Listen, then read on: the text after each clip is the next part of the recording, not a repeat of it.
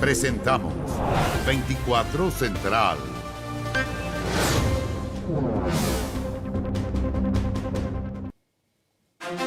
¿Cómo están? Muy buenas noches, bienvenidas, bienvenidos a la revisión de noticias en 24 Horas Central. La policía boliviana confirmó los trabajos de búsqueda que están haciendo en conjunto con carabineros para dar con el paradero de Dayonis Orozco, el hombre más buscado por el asesinato del mayor Emanuel Sánchez. Colchane fue el último lugar donde fue avistado. Se ha desplegado un gran operativo en Pisiga para también realizar la localización de un súbdito venezolano, el cual tiene orden de captura internacional por el asesinato de un carabinero de Chile. Así la policía boliviana informa los trabajos que realizan para dar con el paradero del hombre más buscado de Chile, Dayonis Junior Orozco Castillo. Los pasos de este hombre camaleónico ya cruzaron la frontera, provocando que hoy la policía chilena y boliviana estén trabajando codo a codo para poder lograr la captura del último prófugo por la muerte del mayor Emanuel Sánchez. Esta persona está siendo intensamente buscada por el departamento de OC9. Están todos los medios de carabineros dispuestos, como así también la coordinación con policías extranjeras para poder dar con el paradero de este sujeto. Es en esta tarea de coordinación que estamos desarrollando entre las dos policías, carabineros y la policía boliviana, para tratar de ubicar y lograr aprender a este sujeto. Se ha desplegado, por eso también el plan alto impacto en esta oportunidad, en esta jurisdicción, para poder hacer la búsqueda, continuar con la búsqueda que hemos desarrollado desde el día de ayer en hostales, alojamientos residenciales. En algunos medios bolivianos ya ha comenzado a circular la información de la intensa búsqueda para dar con el paradero de Dayonis Orozco. No lo han encontrado, evidentemente, pero sí están realizando esta búsqueda, ¿no? El plan alto impacto se ha lanzado el viernes a las 8 de la noche y han patrullado durante bastantes horas en residenciales, alojamientos, terminales de buses, incluso albergues temporales. 1000 caras, 1000 identidades, pero una persona. Su última foto conocida permite ver cómo luciría y este DNI falso el nombre que estaría utilizando. ¿Cómo logró salir? Fuentes cercanas a la investigación aseguran que el paso fronterizo de Colchane fue su ruta de escape. Desde entonces Bolivia permanece en alerta. Sí, evidentemente estamos haciendo ese control entre los dos países, Chile y Bolivia, y van a continuar. 11 días prófugos, 11 días donde la policía chilena le ha seguido los pasos. Por eso un equipo multidisciplinario de carabineros ya se encuentra en el país altiplánico. Las próximas horas son fundamentales. Dayonis estaría cercado. Se presume pretende avanzar por Bolivia hacia Perú. Ya intentemos armar la ruta de escape del que es hoy, sin lugar a dudas, el tipo más buscado en nuestro país. Ya me acompaña aquí en el estudio la periodista que ha reporteado este tema los últimos días, y Yesenia Yamet. Yesenia, buenas noches. Buenas noches, Andrés. Buenas noches también a todos en sus casas. A ver, intentemos explicar, esto es una banda, o era una banda de 5 sujetos, en que Orozco tenía una participación fundamental en el crimen. Sí, Dayonis Junior Orozco Castillo es su nombre. Él sería el autor material, quien realizó los 14 disparos que asesinaron al, en ese entonces, teniente Emanuel Sánchez. Partamos viendo el minuto a minuto de cómo fue su escape, Andrés. Esta cronología, este crimen ocurre el 10 de abril, es decir, hace 11 días. ¿Qué pasa de ahí en más? Hace 11 días ocurre este crimen. Es importante que primero veamos quiénes son la banda. Eran 5 personas, fallece en la balacera el conductor del Chevrolet Onix. Abatido por Emanuel Sánchez. Aún eso no se puede establecer. Se ha dicho todavía que hace unos días atrás se hizo todo lo que fue la trayectoria balística y eso va a permitir conocer si es una bala de Dayonis Orozco el que termina asesinando a esta persona o del en ese entonces teniente Emanuel Sánchez. Entonces, ¿qué es lo que sucede ese día? Fallece esta persona y el resto del grupo escapa en dirección hacia el sur, en dirección a Graneros. Ahí se cambian ropa, comienzan a cambiar su apariencia y escapan en dirección al norte. La ruta estaba trazada, lo que ellos querían era salir del país. Eso es lo que explicaba el fiscal Felipe Olivarías algunos días cuando pudimos conversar con él. Y aquí hay un detalle importante, no todos huyen en el mismo auto. No todos huyen en el mismo auto. 3 de ellos, que son los detenidos, logran escapan en un Honda Accord. Sin embargo, Dayonis Orozco escapa en una Toyota Fortuner, que teníamos la foto de la captura de uno de los peajes por los cuales él pasa conduciendo este automóvil. Entonces, cuando en el peaje Angostura se le logra finalmente dar alcance a este Honda Accord, solo caen las 3 personas que hoy en día ya se encuentran imputadas por el caso, pero no Dayonis Orozco, Andrés. Y como lo vemos aquí en el mapa, Dayonis sigue hacia La Serena. ¿Qué pasa justamente en esta ciudad de la región de Coquimbo? Es ahí donde se conoce nuevamente la alerta que Dayonis Orozco había logrado salir de la región metropolitana y que seguía su escape en dirección al norte. ¿Qué es lo que sucede en La Serena? Porque es muy importante. Nosotros sabíamos, lo hemos dicho, Dayonis Orozco tenía varias identidades. La primera que se conoce es Dayonis Junior Orozco Castillo, un ciudadano de Venezuela. Sin embargo, recordemos que él ya había caído detenido 2 veces. Cuando cae la segunda vez, él presenta un DNI colombiano. Con el mismo nombre. Con el mismo nombre. Ya. Pero ahora saca un DNI con otro nombre, que es Yendris Segundo Paz Pérez. Ya. Este es el cambio de identidad que él tiene. Él se afeita, se saca todo el pelo, finalmente queda rapado para continuar con su escape con ruta directa al paso fronterizo más cercano a la ciudad de Iquique. Esto es Colchane. Colchane. ¿Y él ya está en territorio boliviano? ¿Está confirmado? Mira, nosotros lo hemos dicho, hemos estado siguiendo este caso el minuto a minuto. Fuentes cercanas a la investigación con las que nosotros hemos estado hablando a lo largo de todos estos días y también con la policía boliviana nos confirman que Dayonis Orozco logró salir de nuestro país y que hoy en día ya se encuentra en territorio boliviano. ¿Él habría cruzado por un paso habilitado o paso no habilitado? Mira, te quiero invitar a ver esta siguiente gráfica. Ya. Dayonis Orozco habría cruzado, hasta el momento, no se sabe si por un paso habilitado o no habilitado, pero hay un detalle que es importante resaltar. Lo que a nosotros nos dicen nuestras fuentes cercanas a esta investigación es que existe una fotografía que es clave, porque en ella se puede ver a Dayonis Orozco en Colchane cruzando con una mujer, un niño y otro hombre que lo estaría ayudando en este escape. O sea, por el paso oficial. Eso es lo que vamos a tener que tener la confirmación, Ya. pero hasta el momento todo indicaría que sí. Ya, estaría en Oruro, que es la ciudad de las grandes bolivianas más cercana al paso Colchane.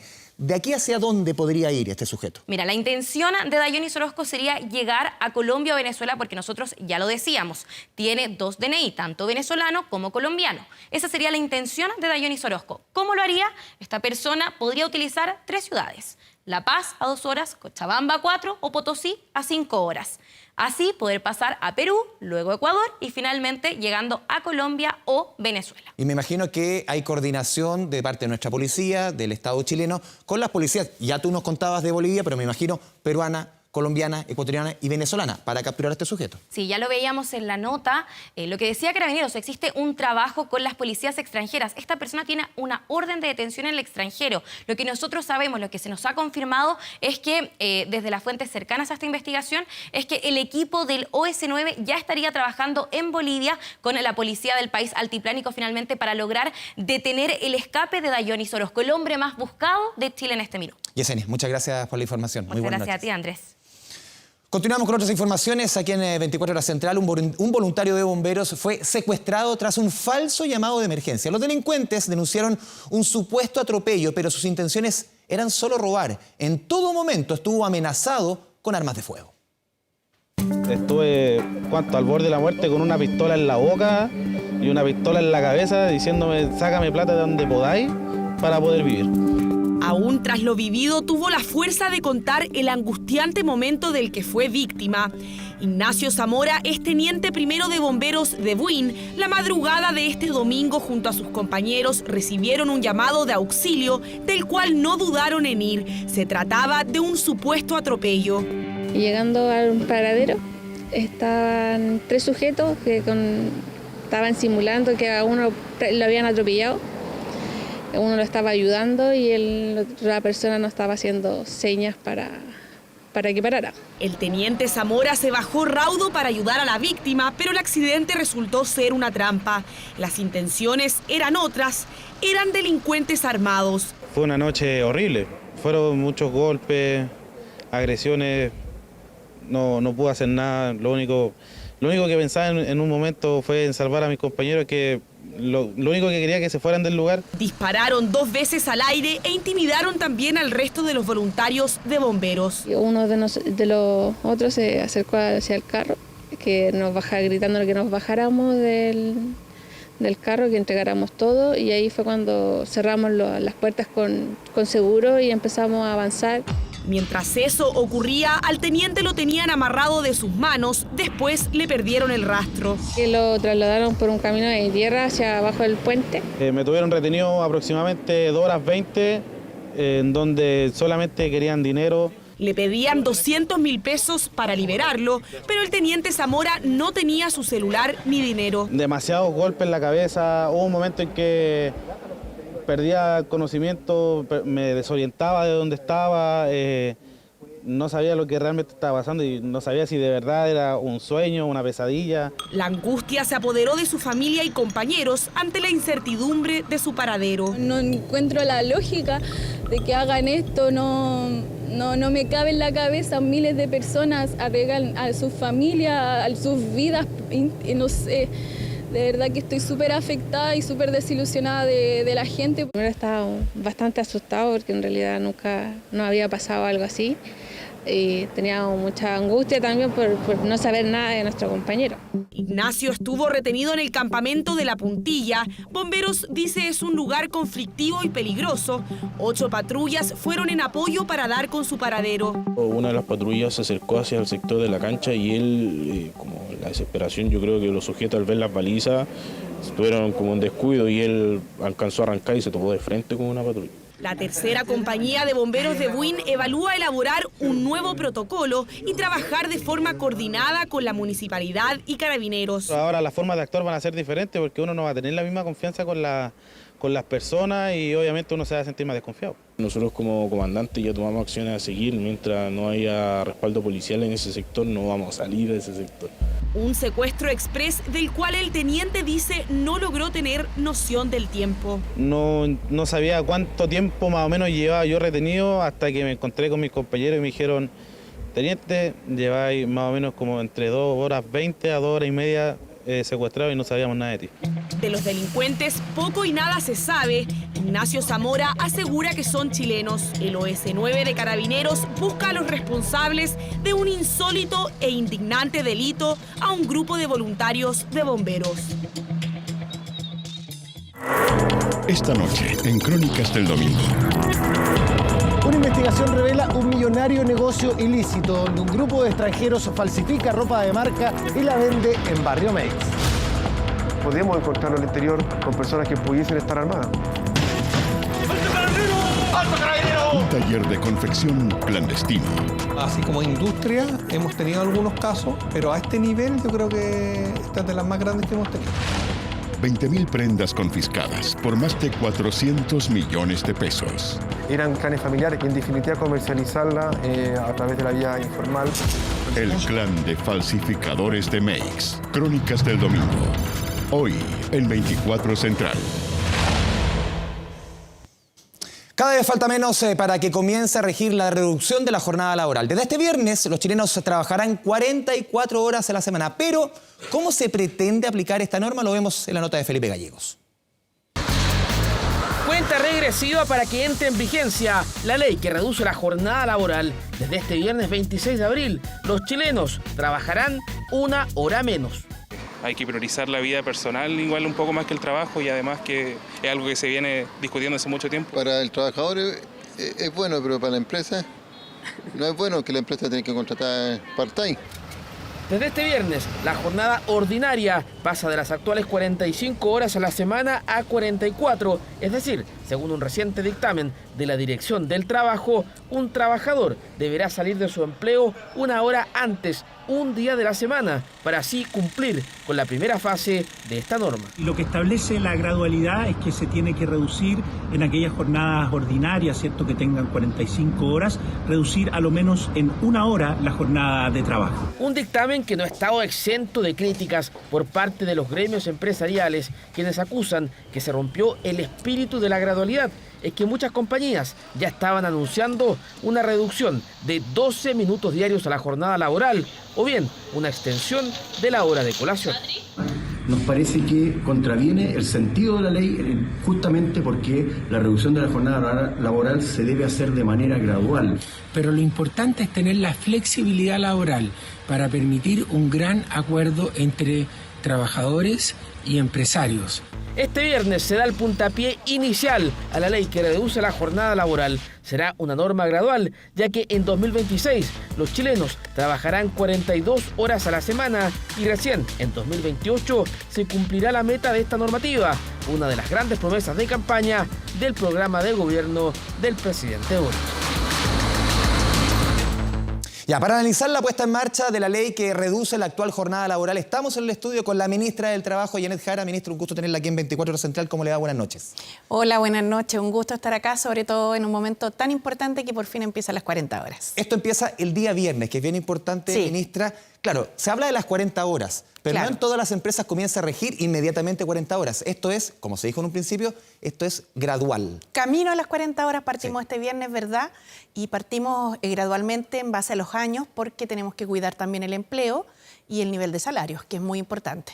Vamos desplegando una serie de gráficas que hemos preparado, ministra, para intentar despejar muchas de las dudas que tienen los chilenos, chilenas para esta puesta en marcha de una ley que ha costado harto que salga, es una lucha en el Congreso hace mucho tiempo. Pasemos a explicar la primera gráfica y lo primero lo que yo le contaba, para insistir en el punto. Esto es gradual, no es que a partir del próximo viernes 26 de abril la jornada pasa de 45 a 40 horas. Aquí lo estamos viendo, 45 claro, a 44. El 26 de abril de este año va a pasar a 44. En 2 años más va a pasar a 42 y en total en 5 años va a haber pasado a 40. Y se hace así porque vamos a tener, son 5 años, pero se cambia en los años impares. O sea, el primer año de la ley se rebaja 1 hora, el tercer año 2 horas más y el quinto año las otras 2 horas. Aquí no puede haber descuento de salarios, que es bien importante. Claro. Mira, lo primero es señalar que este es el plazo máximo. ¿Ya? Por tanto, quien se quiera anticipar lo puede hacer y de hecho ya hay 5.400 empresas que han postulado al sello 40 horas. Ya. Y por tanto, cualquier empresa que quiera adelantarse y tener 40 horas desde ya... Lo puede hacer desde ya. Lo puede hacer, por cierto, y de hecho, como señalaba, más de 5.400 empresas lo han hecho.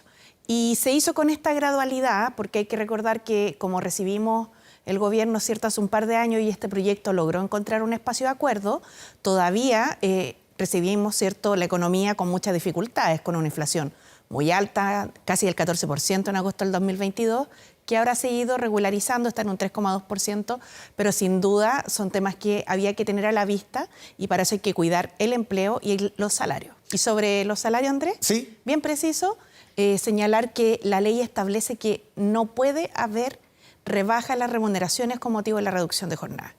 Por eso es en 5 años. Ya, por eso es gradual y se entiende con la gradualidad claro, que el momento económico, que se traduce obviamente en las dificultades que han habido en muchas empresas para generar empleo, no debiese revestir una mayor complicación entre. Por eso son 5 años para adaptarse, porque como en Chile se paga poco, la verdad es que pensar que además con la reducción de la jornada laboral se pagaran peores salarios, estaríamos en un escenario muy negativo. Por eso la ley se implementa con gradualidad y la ley exige que los salarios se mantengan. Pasemos a revisar la siguiente gráfica. Seguimos intentando despejar las principales dudas de los chilenos. A ver, 1 hora menos a la semana. Sí. Esto no necesita acuerdo. No. Esto comienza a desplegarse inmediatamente. Sí. Lo que pasa es que hay 2 posibilidades. Ya. Primero que no hay un acuerdo, primero que hay un acuerdo, perdón. ¿Sí? Segundo que no hay un acuerdo.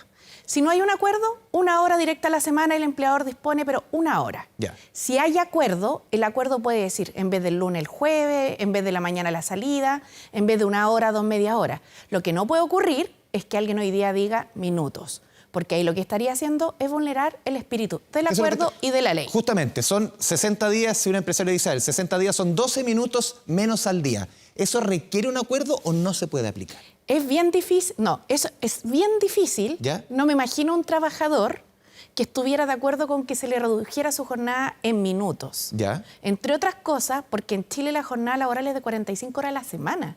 No de minutos, no de segundos, no de suspiros, sino que es de horas, 45 horas a la semana. Entonces, esto se hizo siguiendo el modelo similar de cuando se rebajó la jornada laboral con anterioridad, de 48 a 45 horas, pero en realidad en ese minuto a ningún empleador se le ocurrió la idea de o rebajar por minuto o aumentar la hora de colación, que es lo que nos ha estado pasando ahora y que esperamos que se corrija de aquí a que se empiece a implementar la ley, porque sería muy negativo que una ley que costó tanto sacarla, que nos pusimos de acuerdo, recuerda usted, CPC, las pymes, la CUT y el gobierno, la apoyamos unánimemente en el Congreso, luego simplemente con triquiñuelas, ¿no? Con fraude a lo que la propia ley establece. Sí, ministra, tenemos preguntas de la calle, tenemos preguntas de chilenos, chilenas que tienen muchas dudas respecto a esta implementación. No sé si la vamos a desplegar aquí en el plenar o tenemos un video con las preguntas.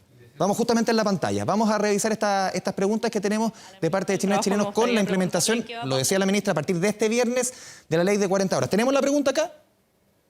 Si la podemos desplegar. A la ministra del Trabajo me gustaría preguntarle qué va a pasar con la gente que tenemos artículo 22 y trabajamos con distintos horarios.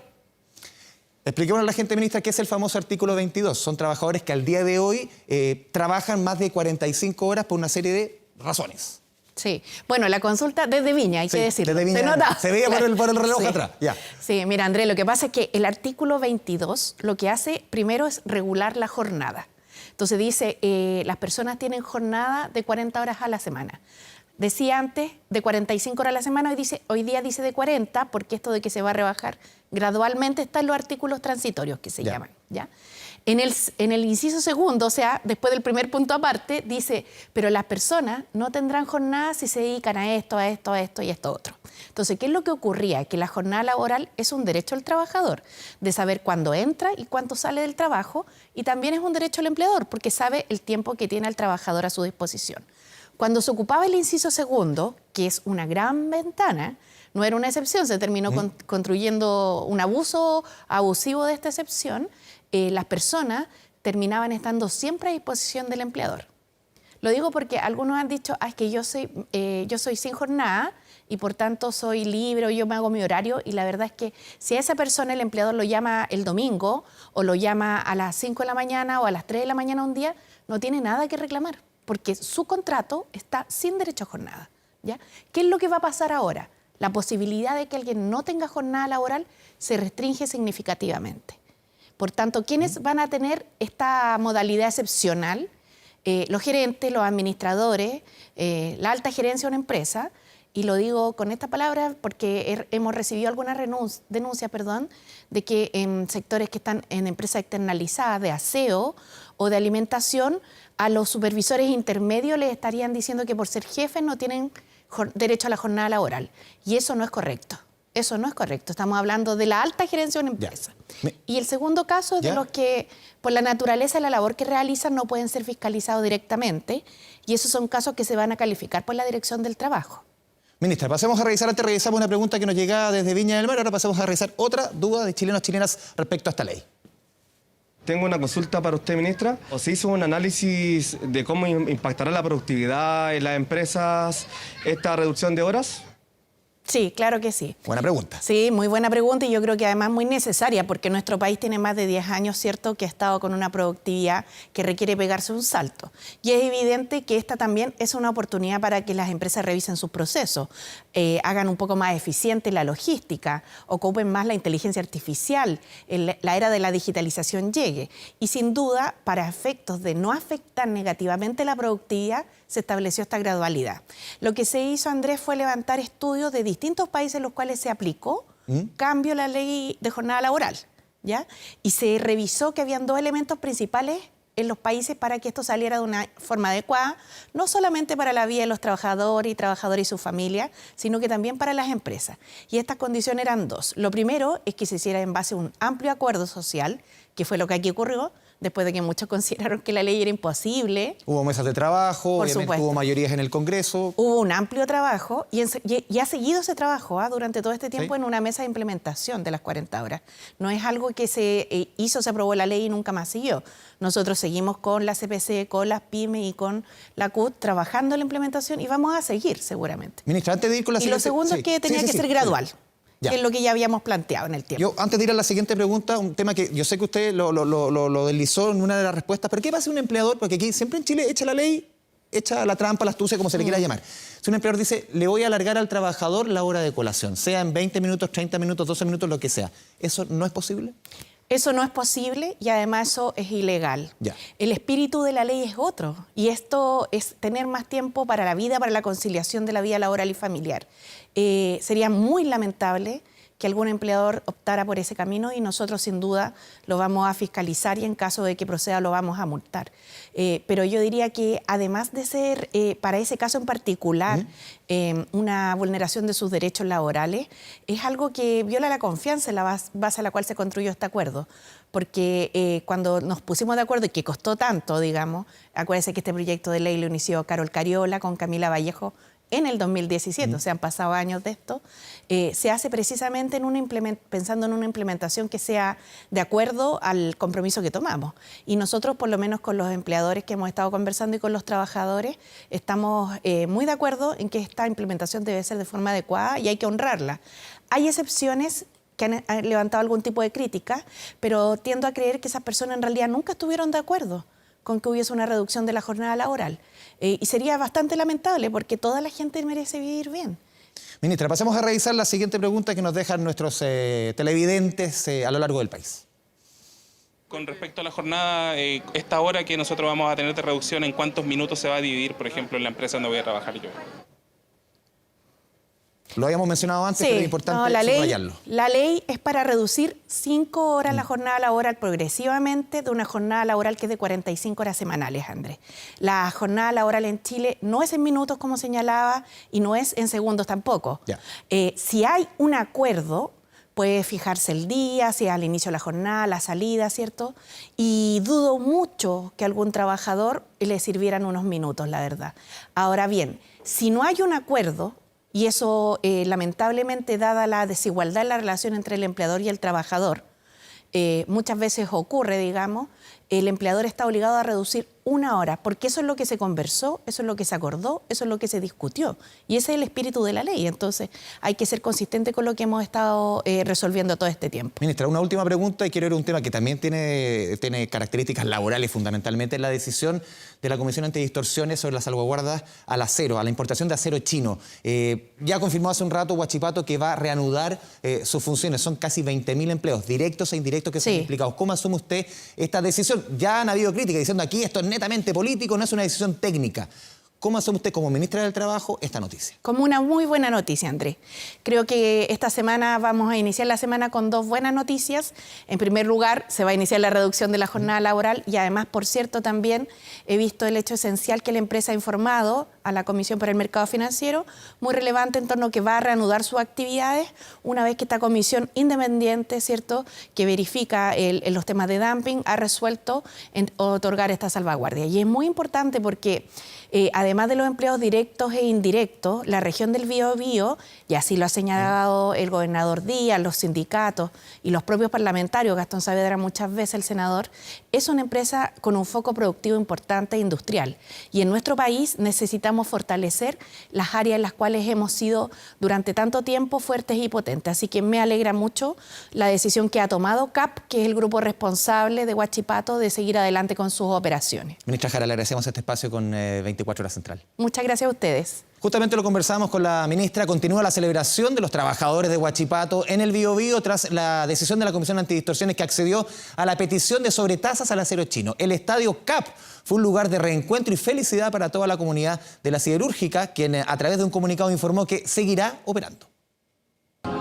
Entre banderas y megáfonos sigue la celebración por Huachipato. Niños, jóvenes y adultos llegaron al Estadio CAP para compartir su felicidad. Sí se nota que hay más felicidad. Mi papá fue trabajador de Huachipato por muchos años, entonces la verdad que yo entiendo mucho lo que significa que la compañía siga funcionando. Que bueno, en general funciona con la siderúrgica, entonces es una alegría. Espectacular porque el trabajo de la región, son 22.000 puestos, el comercio y muchas empresas asociadas a lo que es Huachipato. Y esperemos ahora que la empresa tome carta en el asunto y vuelvan a la gente que han despedido. Todos están llenos de esperanza. La angustia terminó gracias a la resolución de la Comisión Antidistorsiones. Huachipato, a través de un comunicado, informó que seguirá operando. Acabamos de ser informados por parte del gerente general de Siderúrgica Huachipato de un hecho esencial y que nos tiene muy contentos. El directorio de Siderúrgica Huachipato ha decidido levantar la suspensión temporal en la siderúrgica y por tanto va a volver a operar. Aumentó la sobretasa arancelaria para el acero importado desde China, pero la medida no es definitiva, ya que el 9 de septiembre se tendrá que volver a discutir. Se ha ganado una batalla, pero no la guerra. Vamos paso a paso. Creo que hoy en día la familia, los trabajadores están unidos por todo y van a mostrar la alegría en el estadio. ¿Qué mejor? Su gobierno le quedan 2 años, que lo ponga por 2 años, porque todos los países en el extranjero han puesto máximo 5 años y algunos países han triplicado la salvaguardia. Así que todavía tenemos trabajo, pero lo más importante que Huachipato no va a cerrar. La lucha que inició en marzo entre los distintos gremios para impedir el cierre de la siderúrgica dio sus frutos. Huachipato no solamente es una industria, sino es un todo, es soberanía, es tener la capacidad de decir Huachipato siempre adelante con sus trabajadores y con sus familias. Y hoy día estamos aquí en el estadio desahogándonos, gritando, contentos, felices con la familia. Eso es lo más lindo, saber que no vaya a perder tu empleo. Ahora la empresa volverá a tener una producción completa. Una gran alegría para la comunidad, el acero chileno seguirá produciéndose en Biobío. Probablemente hay algunas cerca de su casa. Hablamos de las barberías, un negocio que alerta por el posible nexo de algunas de ellas con el tráfico de drogas. Lo cierto es que están en la mira de varios tipos de servicios que estarían siendo utilizados como narcofachadas. Las autoridades hacen el llamado a denunciar de forma anónima y también a no estigmatizar algunos rubros. En disparos terminó un conflicto por el arriendo de una barbería en Maipú.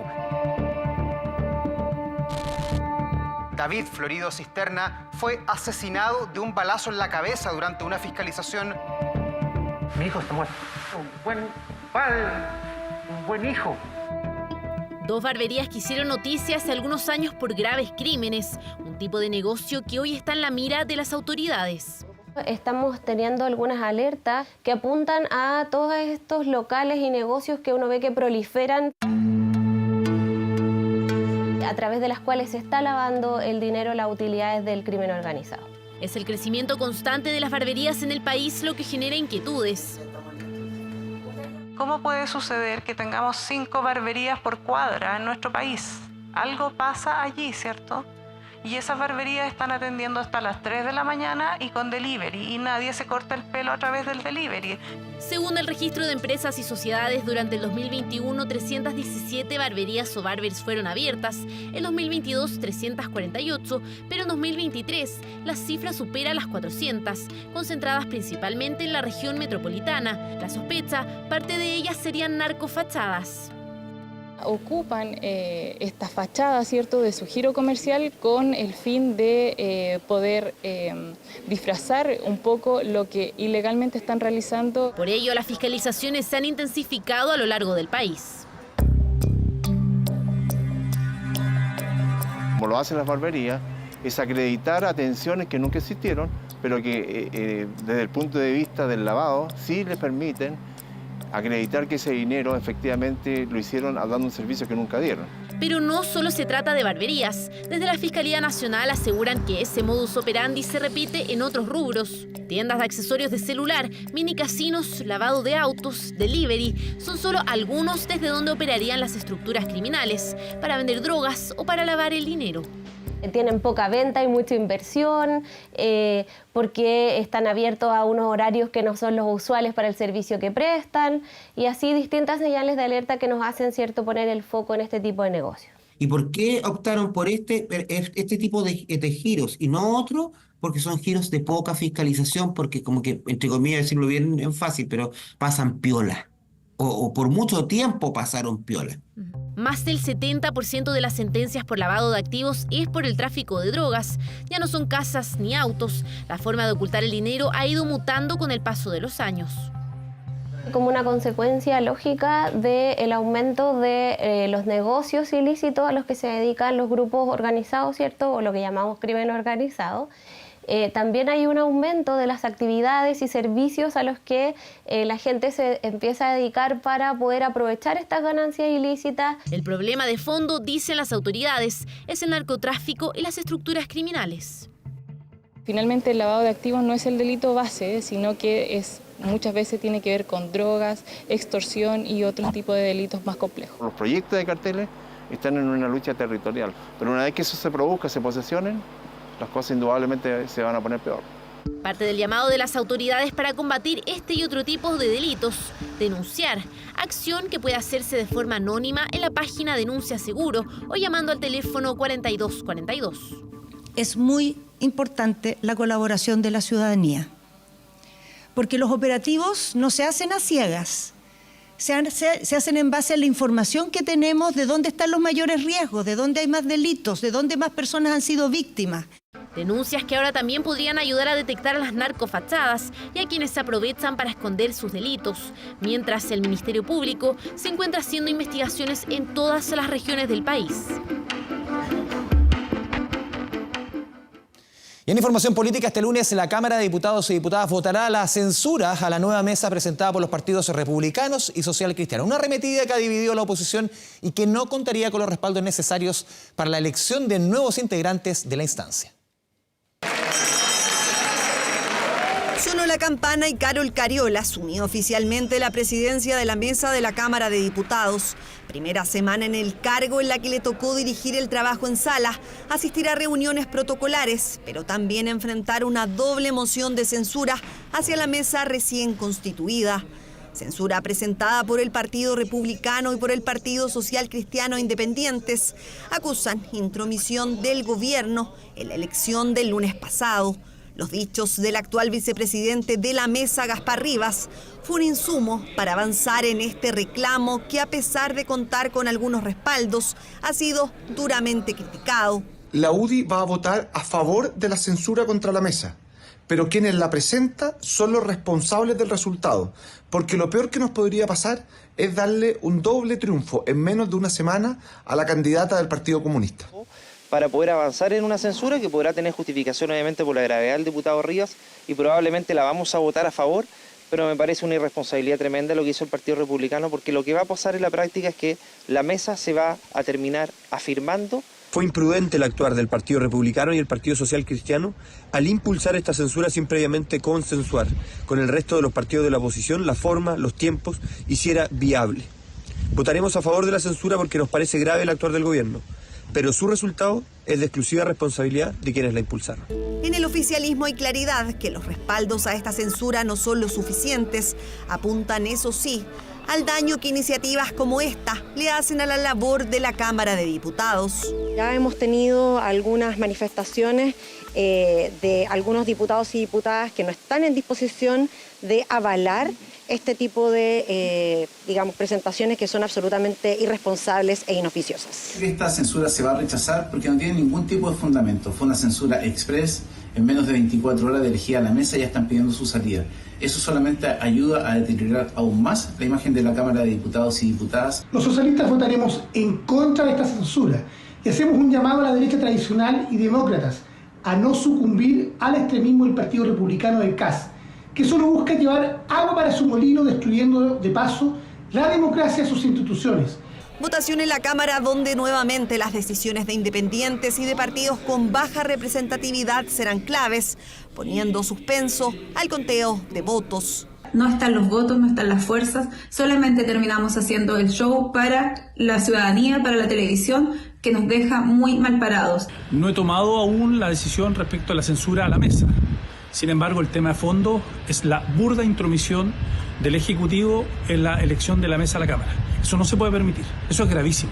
A partir de las 5 de la tarde de este lunes se dará lugar a la votación, que necesita de mayoría simple para aprobarse. Moción de censura que por estos días dividió a la oposición, arremetida de un sector de la derecha que tiene altas probabilidades de no prosperar en la Cámara de Diputados. El líder de la banda de los Ciprianos fue detenido esta tarde del domingo en la comuna del Bosque, luego que vecinos denunciaran disparos al interior de una vivienda. Michael Quesada Lagos, a quien vemos en imagen, fue capturado por carabineros. En su poder tenía 2 pistolas y municiones.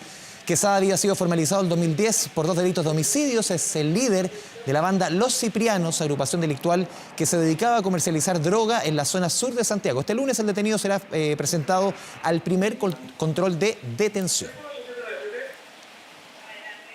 Llegué en determinada intersección, ¿cierto?, de calles de la comuna, habría un sujeto el cual se encontraba manipulando 2 armas de grueso calibre, armas de fuego. Aproximadamente año 2010-2011, ¿cierto?, se desbarató, ¿cierto?, una banda apodada Los Ciprianos, ¿cierto?, que operaba en el sector sur de Santiago, específicamente en la comuna de Puente Alto, y el líder, el cabecilla de esta banda, ¿cierto?, se mantenía prófugo.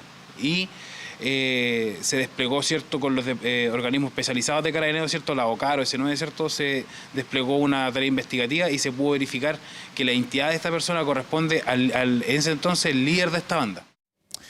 Seguimos con noticias policiales. Una mujer sufrió un violento robo de su vehículo hasta en la comuna de Concón. 4 sujetos la abordaron con armas de fuego y se dieron a la fuga en dirección desconocida. El desesperante delito dejó entrever la inseguridad que perciben los vecinos de la comuna. Sus gritos quebraron el silencio, su desesperación la dejó en shock. Estos son los momentos en que 4 sujetos amenazaron a una mujer en Concón. El objetivo, robar su vehículo, lo que logran a cabalidad. La víctima siguió pidiendo socorro ante el impactante hecho. Comenzamos a sentir gritos y nos cuenta mi hermana de que 3 tipos se habían subido al auto. Mi hermana se bajó, histérica. De la puerta de la reja ahí que está ya casi cayéndose. Es tremendo el trauma que se produce en estos casos.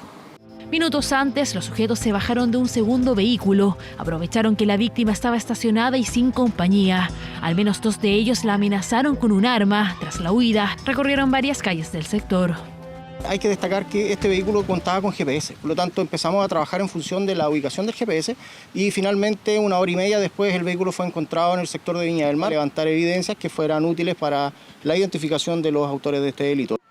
Delito en pleno barrio residencial, sector que mantiene a sus vecinos organizados frente a los robos. Si bien no tienen un plan de seguridad para los vehículos, sí existe una fuerte comunicación entre ellos.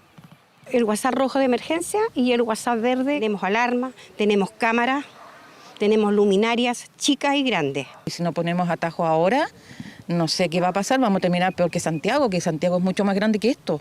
Según cifras de Carabineros, los robos de vehículos en Concón disminuyeron un 18%, no así los robos con violencia que aumentaron un 6%. Más allá de los datos, los conconinos resguardan su seguridad ante los delitos. Uno se siente más insegura, sobre todo trata de cuidar el auto. Entro a comprar y mi señora se queda dentro del vehículo, para no dejarlo solo. De no estacionarme en lugares lejos, estacionarme en lugares donde haya gente, que haya guardia o cosas así. Estamos preparando para generar un plan de seguridad integral que será lanzado junto al subsecretario de Prevención del Delito, pidiendo mayor dotación policial en nuestra comuna. Nueva víctima de robo con violencia en Concón. Vehículo recuperado con una investigación en curso para encontrar a los delincuentes. Imágenes impactantes en una comunidad consternada ante el violento atraco.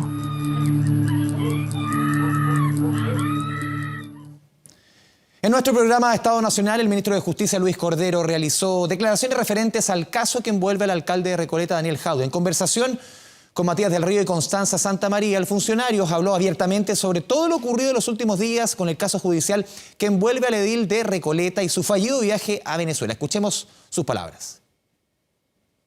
Hay condiciones internas y condiciones externas. Las condiciones internas, que habitualmente sucede, es que el Ministerio Público, bajo determinado tipo de situaciones, entrega estas alertas que se hacen en Interpol, que tienen distinto tipo de categoría. Y en segundo lugar, yo lo dije días atrás, a mí me pareció que la llamada telefónica que hizo la fiscal al abogado del alcalde fue un acto de deferencia. Esencialmente ese tipo de cosas ocurren muy escasamente y es una manera más bien de evitar una situación de una medida más gravosa. Y en información internacional, Ecuador acudió a las urnas este domingo en un referéndum sobre la seguridad y también la presencia de las Fuerzas Armadas. Según los resultados de boca de urna, de las 11 preguntas de la papeleta, el presidente Noboa obtiene el sí en 9 de ellas. Un hecho que respalda la gestión de su gobierno en estos meses y podría ser un voto de confianza para que se presente a la reelección en las próximas elecciones presidenciales. ¿Qué importancia tenía este referéndum? Ponga atención. Hoy es el día en el que sepultaremos a un viejo país de violencia, angustia y pobreza, y en el que miraremos de frente a un nuevo Ecuador. Frase que dio inicio a la jornada de votación en Ecuador. Este domingo, más de 13 millones de ecuatorianos estaban habilitados para sufragar en un referéndum convocado por el propio presidente Daniel Noboa. La razón, evaluar la seguridad, justicia y empleo en el país. Esta consulta popular lo que busca es principalmente que las Fuerzas Armadas tengan un rol más importante en la lucha y en el combate a este principal problema. Principal problema que corresponde a la violencia, ya que de las 11 preguntas en la papeleta, 8 tienen como foco principal la seguridad en el país, y donde una de las preguntas, considerada más importante, es dirigida a permitir el apoyo permanente de las Fuerzas Armadas a la policía en operaciones contra el crimen organizado sin la necesidad de decretar estados de excepción y que los militares controlen las cárceles del país.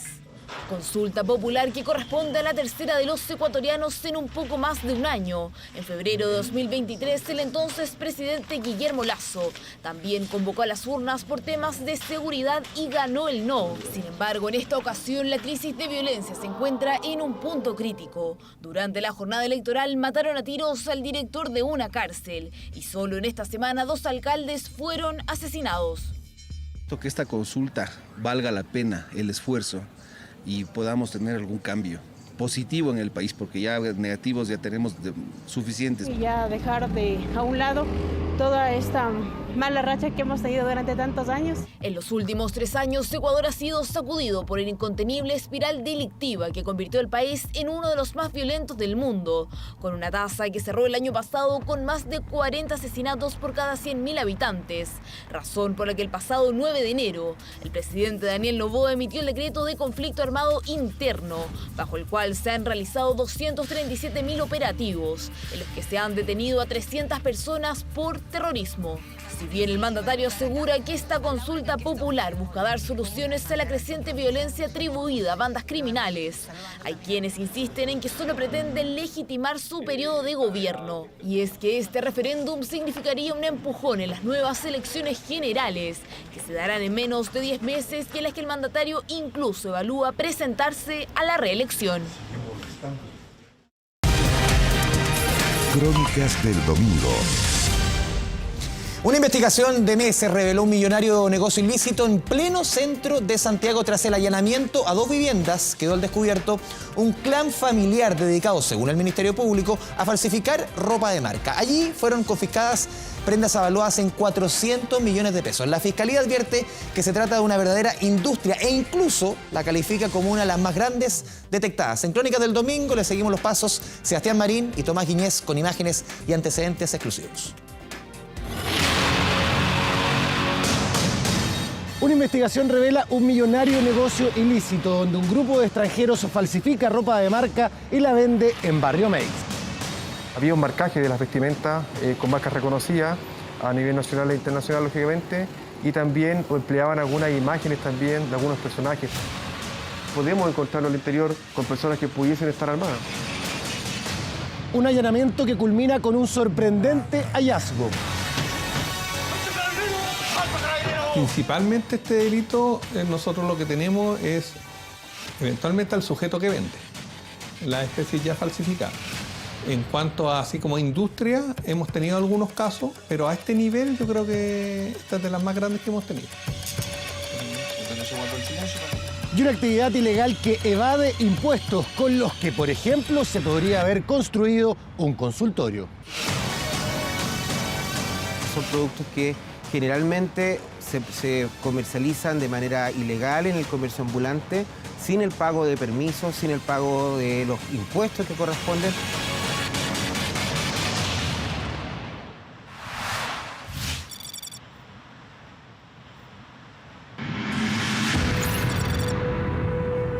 Una denuncia anónima indica que en calle Claudio Gay de Santiago se llevaría a cabo un millonario negocio ilícito. Hasta ahora solo tenemos el dato de que en esta casa se estaría distribuyendo ropa falsificada. Durante el seguimiento vemos a este hombre que comienza a descargar cajas y las sube a un furgón. ¿Quién es él y cuán importante es en la posible organización? Comenzamos a chequear la patente de este vehículo. Podría ayudarnos a identificar a esta persona.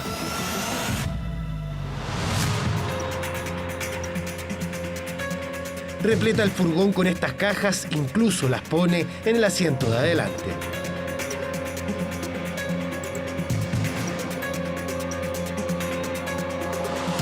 Comenzamos a seguirlo para ver dónde lleva su mercadería. Hay mucho tránsito y lo perdemos. ¿Qué hay detrás de la fachada de esta casa, aparentemente donde vive una familia? Para no levantar sospechas, volveremos más temprano, días más tarde.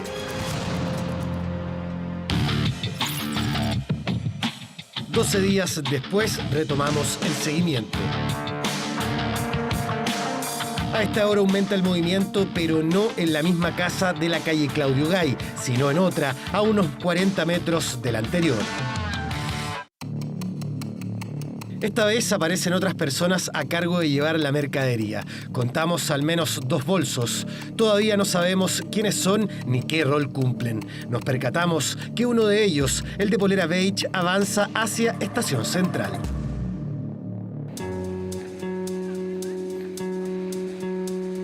Nos encontramos con el hombre de polera beige atendiendo junto a otro en un puesto de los toldos azules del barrio Meix. Ambos son extranjeros. ¿Cómo tenéis los gorros, amigo? A 12, amigo. Pero sí, también son de una buena calidad. ¿No le gusta con mallita también? ¿Perdón? Con malla. Sí, con malla también. ¿Tenéis con malla? Sí, tengo. A ver.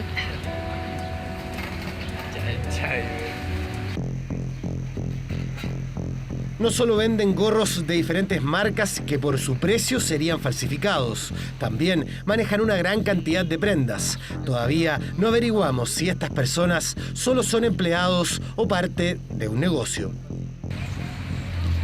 Ah, tenía harto. Sí. Esa ahí de sobra, Hace meses la Fiscalía y Carabineros investiga a este grupo de personas por una denuncia de las marcas por la venta falsificada de ropa.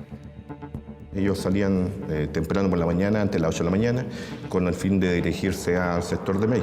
El fin de ellos, la diligencia investigativa, constatan la existencia de un grupo de personas que se relacionan en sí en el ámbito familiar. Se recepciona denuncia por parte de los representantes de marca, Puma, NBA, en el sentido de que se estaban efectuando en determinado domicilio en labores de falsificación de prendas deportivas de aquellas marcas. El comercio ilegal de ropa falsificada en Chile está creciendo. Si en el año 2018 se incautan 260 toneladas, en 2022 aumentan a 855.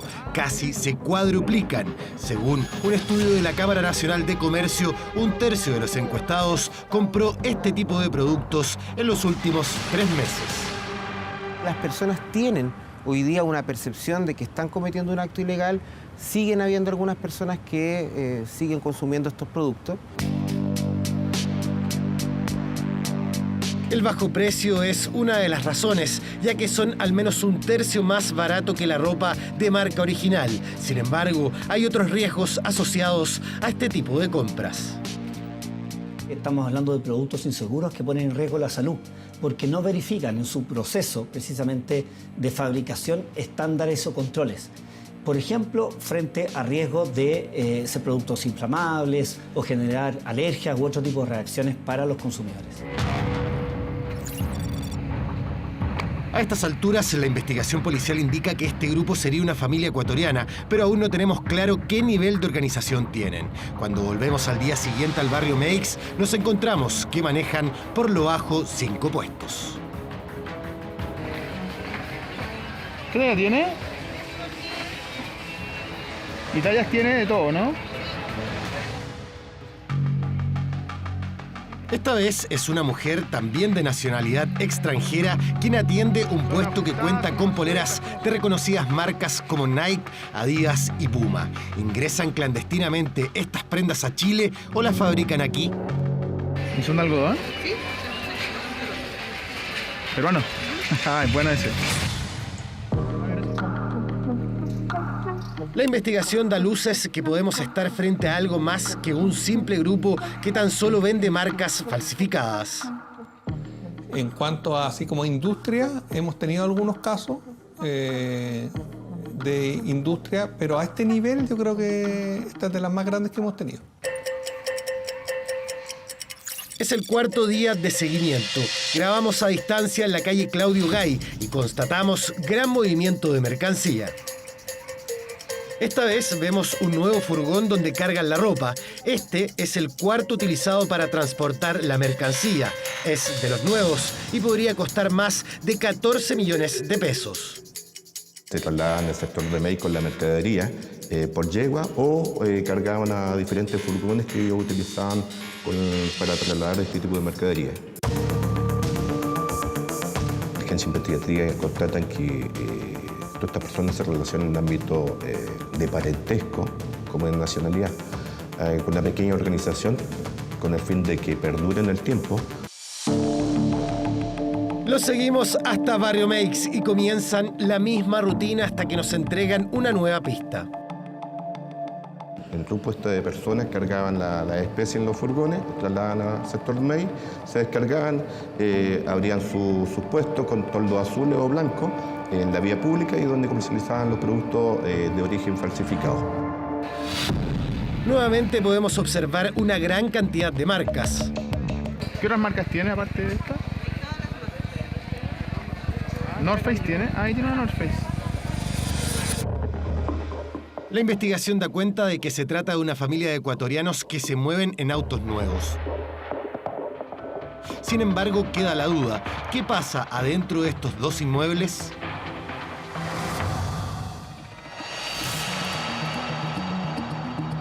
Podemos encontrarlo al interior con personas que pudiesen estar armadas, puesto que esto también acarrea ciertos también matices, inclusive entre bandas rivales. Carabineros prepara un allanamiento a las dos viviendas de Claudio Gay.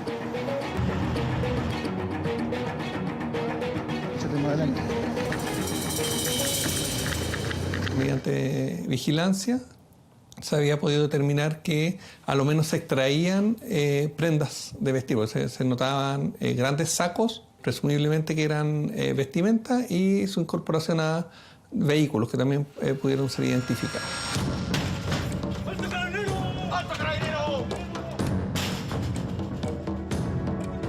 Acá obtendremos las respuestas a nuestras preguntas y podremos dimensionar el nivel con que trabaja este grupo. Eran clanes familiares que operaban acá, los cuales en las habitaciones mismas ellos mantenían estas maquinarias, las cuales estampaban, también bordaban y fabricaban incluso algunas prendas y en definitiva comercializarlas a través de la vía informal, en la vía pública, específicamente en el barrio Meix. Esto casi podemos decir como una verdadera industria porque es una especie de CITE y en distintos cuartos se ejecutaban labores parcializadas, en algunos estampados, en otros corte. El operativo deja al descubierto máquinas de bordar para estampar ropa, computadores utilizados para los diseños y otro aparato para cortar género. Solo para tener una dimensión del nivel de mercancía que manejaban, se confiscan más de 20.000 prendas, avaluadas en más de 400 millones de pesos. Eran prendas de vestir, tanto polerones, poleras, pantalones, como otra especie como jockey, con marcas tanto defraudadas como Nike, Jordan, Adidas, Levi, etc. Acá estaban diversificadas las faenas de producción, ya sea cortador, hilandera, estampado, computadores para efectuar los impresos de las marcas que se estaban falsificando. Además, también encontramos más marcas. La diligencia termina con 8 detenidos. Solo uno tiene antecedentes. Todos quedan libres a la espera de su formalización, imputados por delito contra la ley de marcas. Acá tenemos que tener claro también que este delito se pudo establecer la propiedad intelectual, propiedad industrial, puesto que había un marcaje de las vestimentas con marcas reconocidas. Los delitos contra la ley de marcas en nuestro país tienen una baja penalidad, por lo que aquellos que se dedican a este ilícito es muy difícil sacarlos de circulación. Si logramos formalizarlo ya sea por delito marca y algún otro tipo penal, sería eventualmente presidio menor en cualquiera de sus grados, más multa beneficio fiscal. La multa puede llegar a los 65 millones de pesos. Durante el 2023, los tribunales de justicia revisan más de 1.300 causas por el delito contra la propiedad industrial. Para muchos, la proliferación de este tipo de comercio trae aparejado otras consecuencias. Todo lo que tiene que ver con comercio ilícito con falsificaciones, piratería, con receptación y otro tipo de delitos, va muy asociado al aumento de la delincuencia, a la inseguridad e incluso detrás de este tipo de negocios existen bandas hoy día que están organizadas.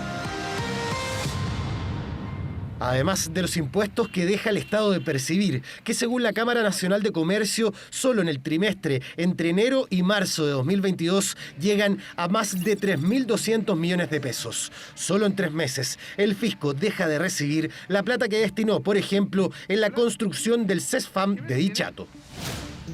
Los fabricantes no pagan IVA. Entonces, acá todas las personas que compran en la vía pública, el Estado deja de percibir al tiro el IVA, 20% de impuestos. Además, tampoco hay condiciones laborales, porque esta, como le decía, era casi una especie de industria. El taller clandestino de ropa falsificada en Claudio Ugay es uno de los más grandes que se ha logrado identificar. ¿Cuántos más, como este, seguirán ganando millones con este lucrativo ilícito? Les recordamos que a partir de las 22 horas Televisión Nacional de Chile está autorizada a transmitir programación para mayores de 18 años. Son las 10 de la noche en punto, nos vamos a la pausa y el regreso todo el deporte junto a Gonzalo Fuyo.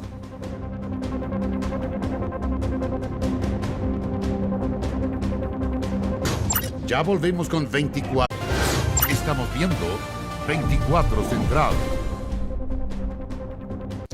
Volvemos para despedirnos, acaba las noticias, llega a TV Tiempo y luego nuestro bestseller en la película Terremoto, la falla de San Andrés. Que tenga un excelente comienzo de semana. Muy buenas noches.